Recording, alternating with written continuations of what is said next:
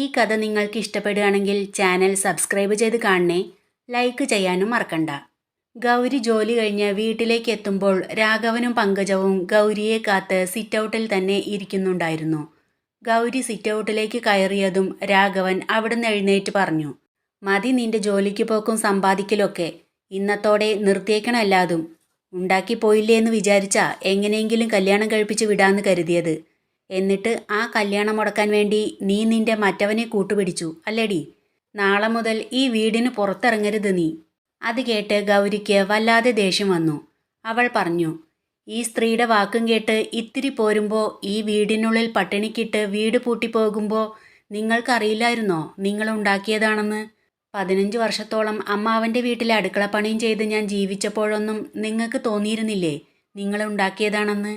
കഴിഞ്ഞ 15 വർഷത്തിനിടയിൽ എപ്പോഴെങ്കിലും നിങ്ങൾ ഞാൻ എങ്ങനെയാണ് അവിടെ കഴിയുന്നതെന്ന് ഒരിക്കലെങ്കിലും അന്വേഷിച്ചിട്ടുണ്ടോ? എന്നിട്ടിപ്പോൾ എന്നെ വെച്ച് കാശുണ്ടാക്കാൻ വഴി കിട്ടിയപ്പോൾ നിങ്ങൾ ഉണ്ടാക്കിയതാണെന്ന് ഓർമ്മ വന്നല്ലേ? സമ്മതിക്കില്ല ഞാൻ നിങ്ങളുടെ അത്ര പ്രായമുള്ള ഒരാളുമായുള്ള വിവാഹത്തിന്. എനിക്ക് ഒരു ലക്ഷ്യമുണ്ട്. അത് നേടുന്നത് വരെ ഞാൻ ജോലിക്ക് പോവുക തന്നെ ചെയ്യും. തടയാൻ ശ്രമിക്കണ്ട. അത് കേട്ട് രാഘവൻ അവൾക്ക് നേരെ എടി എന്ന് വിളിച്ചുകൊണ്ട് കൈ ഓങ്ങി. ആ കൈ തടഞ്ഞുകൊണ്ട് ഗൗരി പറഞ്ഞു, ഉണ്ടാക്കിപ്പോയതിൻ്റെ അധികാരത്തിലാണ് തല്ലാൻ കൈയോങ്ങുന്നതെങ്കിൽ അത് വേണ്ട. മാതാപിതാക്കൾക്ക് മക്കളെ ശാസിക്കാനും തല്ലാനുള്ള അധികാരമുണ്ട്. കാരണം മക്കൾ അവരുടെ തണലിലാണ് വളരേണ്ടത്. അപ്പോൾ മക്കളെ നേർവഴിക്ക് നടത്താനും തെറ്റ് ചെയ്യുമ്പോൾ ശിക്ഷിക്കാനുള്ള അധികാരം ഉണ്ടാകും. എന്നാൽ നിങ്ങൾക്ക് എന്നിൽ അതിനുള്ള അധികാരമില്ല. എൻ്റെ അമ്മ മരിച്ചതിന് ശേഷം നിങ്ങൾ എന്നെക്കുറിച്ച് ചിന്തിച്ചിട്ട് പോലുമില്ല. ഇപ്പോൾ അമ്മാവൻ ഇവിടെ കൊണ്ടുവന്ന് വിട്ടതിന് ശേഷം എങ്ങനെയെങ്കിലും ഇവിടെ നിന്ന് ഒഴിവാക്കാനുള്ള വഴി തേടുക നിങ്ങൾ. അങ്ങനത്തെ ഒരാൾക്ക് എന്നെ ശിക്ഷിക്കാനുള്ള ഒരു അധികാരമില്ല എന്ന് പറഞ്ഞ് രാഘവന്റെ കൈ തള്ളി മാറ്റി ഗൗരി അകത്തേക്ക് കയറിപ്പോയി. കണ്ടില്ലേ അവളുടെ അഹങ്കാരം? ഇവിടെ വന്നപ്പോൾ പാവം പോലെ ഇരുന്നൊരു പെണ്ണാ അത്. ജോലിക്ക് പോകാൻ തുടങ്ങിയപ്പോൾ അവളുടെ നാവ് കണ്ടില്ലേ? ഇതെല്ലാം അവൻ്റെ ധൈര്യത്തിലാവും അവൾ പറയുന്നത്. അവൻ ഇവിടെ വന്നപ്പോൾ അവൾ ഒന്നും മിണ്ടാതെ പോയെങ്കിലും അതിന് മറ്റെന്തെങ്കിലും കാരണം ഉണ്ടാവും. നമ്മളൊന്നുകൂടി ശക്തമായി കരുക്കൾ നീക്കണ രഘുവേട്ടാ, പങ്കജം പറഞ്ഞു. ഇത് ഞാൻ അങ്ങനെ വിടാനൊന്നും പോകുന്നില്ല. ഇനി ഇത് എൻ്റെ ഒരു വാശി കൂടിയാ. എങ്ങനെയെങ്കിലും ഈ കല്യാണം ഞാൻ നടത്തിയിരിക്കും, രാഘവൻ പറഞ്ഞു. അത് കേട്ട് പങ്കജത്തിന് സന്തോഷമായി. അവൾ ഗൗരിയോടുള്ള ദേഷ്യത്തിൽ പല്ലുകൾ ഞെരിച്ച് രാഘവൻ പറഞ്ഞ സന്തോഷത്തിൽ ഒന്ന് പുഞ്ചിരിച്ചു. ഗൗരി അവളുടെ റൂമിലേക്ക് കയറി റൂമിൻ്റെ ഡോർ അടച്ച് ഡോറിൽ തന്നെ ചാരി നിന്ന് കരഞ്ഞു. മഹാദേവ, അത് എൻ്റെ അച്ഛനാണ്. ഞാൻ അങ്ങനെയൊന്നും പറയാൻ പാടില്ലായിരുന്നു. എന്നാൽ ഈ ഒരു സാഹചര്യത്തിൽ എനിക്ക് ഇതല്ലാതെ മറ്റെന്ത് സാധിക്കും? എങ്ങനെയെങ്കിലും അയാളുമായുള്ള വിവാഹം മുടങ്ങണം.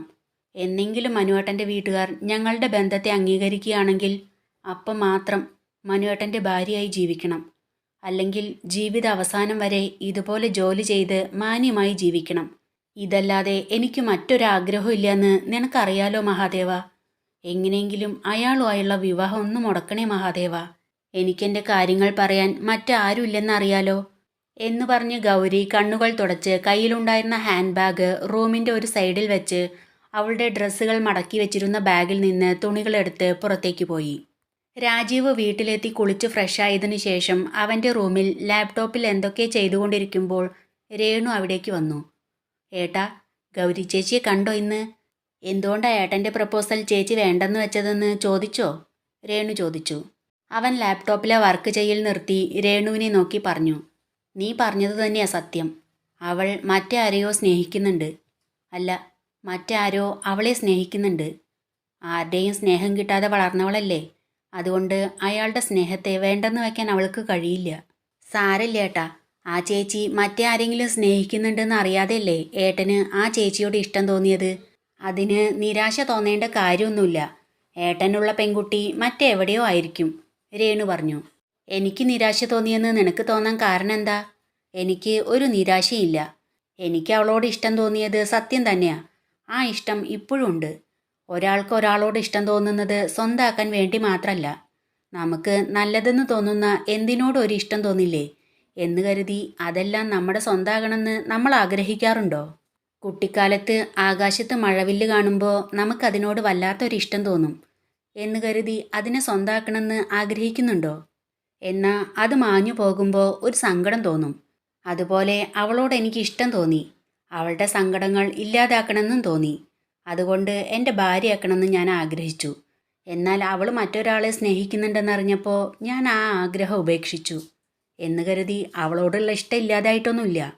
അവൾക്ക് വേണ്ടി എന്തെങ്കിലും ചെയ്യണമെന്ന് ഇപ്പോഴും എനിക്ക് തോന്നുന്നുണ്ട്, രാജീവ് പറഞ്ഞു. നീ പറഞ്ഞത് ശരിയാ മോനെ. അവൾ മറ്റൊരാളെ സ്നേഹിക്കുന്നുണ്ടെന്നറിയാതെയാ നമ്മൾ അവളെ പെണ്ണ് ചോദിച്ച് അവിടെ ചെന്നത്. അവൾ അവളുടെ മനസ്സിലുള്ളത് പറഞ്ഞു എന്ന് കരുതി അവളോടുള്ള ഇഷ്ടമില്ലാതാകുന്നത് എങ്ങനെയാ? അവളിപ്പോഴും ആ ഗൗരി തന്നെയല്ലേ? അവൾക്ക് നമ്മളെക്കൊണ്ട് ചെയ്തു കൊടുക്കാൻ കഴിയുന്ന സഹായം നമ്മൾ ചെയ്തു കൊടുക്കണം. പാവം ആരുമില്ലാത്ത കുട്ടിയാണ്. അച്ഛനുണ്ടായിട്ടും വലിയ കാര്യമൊന്നുമില്ല. സുമിത്ര അതും പറഞ്ഞ് അങ്ങോട്ട് വന്നു. ഗ്രേറ്റ് ഏട്ടാ. സാധാരണ പ്രണയം നിരസിച്ചതിന് ആസിഡ് മുഖത്തൊഴിച്ചു, അല്ലെങ്കിൽ കുത്തിക്കൊന്നു എന്നൊക്കെ കേൾക്കാറ്. ഏട്ടനെ പോലുള്ളവർ വളരെ ചുരുക്കമായിരിക്കും. അതുപോലെ അമ്മയെപ്പോലെയും, രേണു പറഞ്ഞു. ഞങ്ങൾ മുതിർന്നവർ ഇവിടെ സംസാരിച്ചുകൊണ്ട് നിൽക്കുമ്പോൾ നീ എന്താ ഞങ്ങൾക്കിടയിൽ നിൽക്കുന്നത്? നിനക്ക് പഠിക്കാനൊന്നുമില്ലേ? പോയിരുന്ന് പഠിക്ക്, സുമിത്ര പറഞ്ഞു. ആഹാ, ഞാനും ഏട്ടനും അല്ലേ ഇവിടെ സംസാരിച്ചുകൊണ്ട് നിന്നിരുന്നത്. ഇവിടേക്ക് അമ്മയല്ലേ വന്നത്? രേണു ചോദിച്ചു. എൻ്റെ കയ്യിൽ നിന്ന് അടി വാങ്ങിക്കാതെ മര്യാദയ്ക്ക് പോയിരുന്ന് പഠിച്ചോ, സുമിത്ര പറഞ്ഞു. അത് കേട്ട് രേണു അവിടെ നിന്ന് പോയി. മഹേന്ദ്രത്തിൽ ദേവൻ ഓഫീസിൽ നിന്ന് വന്ന് അവൻ്റെ റൂമിലേക്ക് പോകാനായി സ്റ്റെയർ കേസ് കയറാൻ തുടങ്ങിയപ്പോൾ പിന്നിൽ നിന്ന് 50 വയസ്സിന് മുകളിൽ പ്രായം തോന്നിക്കുന്ന ഒരു സ്ത്രീ ദേവനെ മോനെ എന്ന് വിളിച്ചു. ശബ്ദം കേട്ട് ഒരു ഞെട്ടലോടെ തിരിഞ്ഞു നോക്കിയ ദേവൻ പരിഭ്രമത്തോടെ രാമേട്ടനെ വിളിച്ചു. രാമേട്ടാ, രാമേട്ടാ, ആരെ ഇവരെ ഇതിനകത്തേക്ക് കയറ്റിയത്? രാമേട്ടൻ ശബ്ദം കേട്ട് അവിടേക്ക് ഓടി വന്നു. വീണ്ടും ദേവൻ ചോദിച്ചു. രാമേട്ടാ, ഇവരെ ആരെ ഇവിടേക്ക് കയറ്റിയത്? കുഞ്ഞേ, ഭാനുക്കുഞ്ഞ് മറ്റെവിടെ പോവാനാ? രാമേട്ടൻ ചോദിച്ചു. എവിടെ വേണമെങ്കിലും പോയിക്കോട്ടെ, എനിക്കതറിയണ്ട.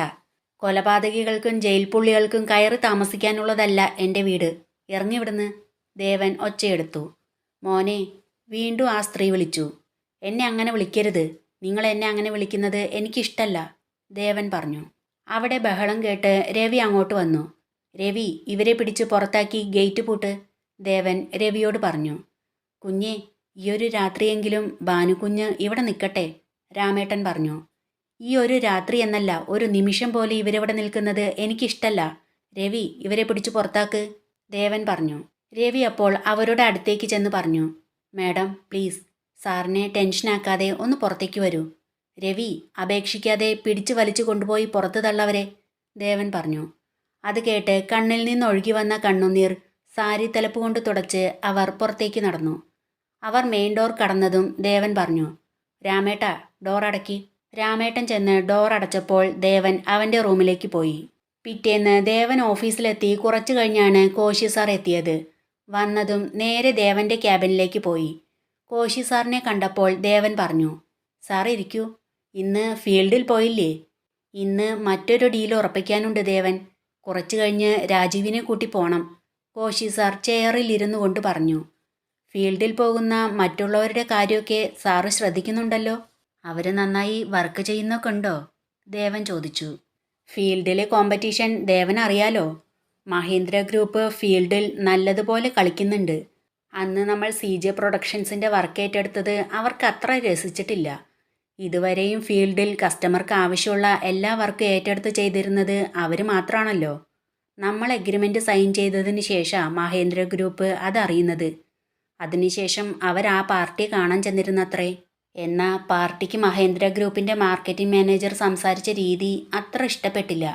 അവരുടെ വാക്കുകളിൽ ആത്മാർത്ഥതയോ സത്യസന്ധതയോ ഉണ്ടായിരുന്നില്ലെന്നും, എന്നാൽ ഗൗരി സംസാരിച്ചത് വളരെ ആത്മാർത്ഥതയോടും സത്യസന്ധതയോടും കൂടിയാണെന്നാണ് ആ പാർട്ടി പറഞ്ഞത്. അവരുടെ മറ്റ് 2 പ്രൊജക്റ്റുകൾ കൂടി നമ്മൾ ഏറ്റെടുക്കണമെന്ന് പറഞ്ഞിരിക്കുക അവർ. അത് സംസാരിക്കാനാ രാജീവിനെ കൂട്ടി ഇന്ന് പോകുന്നത്. ആ ഗൗരിയെ വിട്ടുകളയേണ്ട ദേവൻ. ഇവിടെ പെർമനൻറ്റ് സ്റ്റാഫ് ആക്കിക്കോ. നല്ല ടാലൻ്റ് ഉണ്ട് അവൾക്ക്, കോശി സാർ പറഞ്ഞു.